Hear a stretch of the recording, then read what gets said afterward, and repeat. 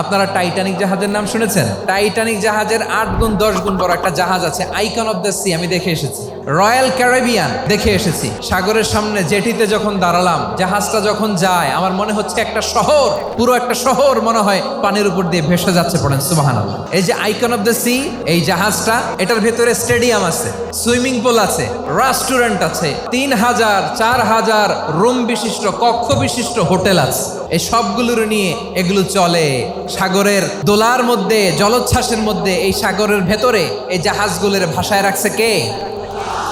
এই যে বাংলাদেশে যে গাড়িগুলো চালান, বেশিরভাগ গাড়ি আসে কিন্তু জাপান থেকে। হাজার হাজার গাড়ি একটা জাহাজ বহন করতে পারে। সূরাত বানী ইসরাইলের এই চমৎকার আয়াতের ভেতরে আল্লাহ তাআলা বেসিকলি মানব জাতির প্রতি তার 4টি স্পেশাল অনুগ্রহের কথা বলেছেন। 2 নম্বর অংশে আল্লাহ তাআলা বললেন, ওয়া হামালনাহুম ফিল বাররি ওয়াল বাহর, স্থলে এবং সমুদ্রে আমি তাদের জন্য চলাচলের বাহন দিয়েছি। সুবহানাল্লাহ।